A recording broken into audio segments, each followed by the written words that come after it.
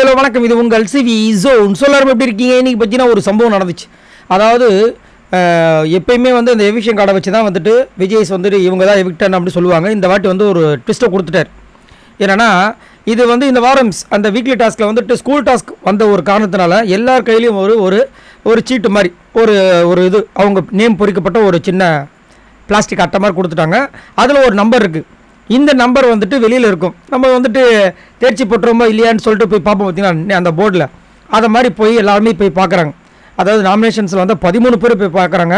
ஃபஸ்ட்டே தெரிஞ்சு போச்சு ரியாக் அதில் இல்லை. இருந்தாலும் வந்துட்டு ஒரு சில பேர் வந்துட்டு 3 பேர் சேவ் பண்ணுவாங்க, அப்புறம் மீதி 2 பேர் வருவாங்க, ஆட் சீட்டு வருவோம் அப்படின்லாம் நினச்சிட்டு இருந்தாங்க போல இருக்குது. அதான் நின்றுட்டே இருக்காங்க. பட் எல்லாருமே வந்து நான் பாஸ்ன்னு சொல்லி பண்ணவே ரியாக் தெரிஞ்சு போச்சு.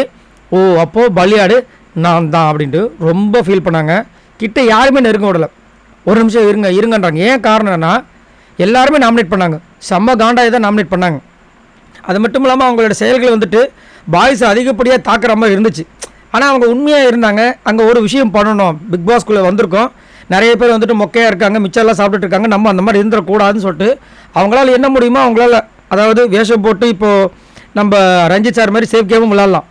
இன்னும் ஒரு சில பேர்லாம் இன்னும் சேஃப் கேம் தான் விளாண்டுட்டு இருக்காங்க. தர்ஷிகா இருக்காங்க, பவித்ரா இருக்காங்க, இன்னும் ஒரு சில பேர்லாம் சேஃப் கேம் செம்ம சேஃப் கேமு ஆனந்தி இருக்காங்க. அப்படின்னு இருக்கும்போது அவங்க வந்து பண்ணியிருக்கலாம். பட் அதை பண்ணாமல் அவங்களுக்கு உண்மையாக இருந்தாங்க. நிறைய திட்டுகள் வந்துச்சு. இருந்தாலும் வந்துட்டு அவங்க ஸ்போர்ட்டிவாக நிறைய விஷயங்கள் பண்ணாங்க. பட் இவ்வளவு விஷயங்கள் பண்ணியும் அவங்க வந்து 2 வாரத்தில் போகிறாங்க அப்படின்னா ரொம்ப கடுப்பாக இருக்குது.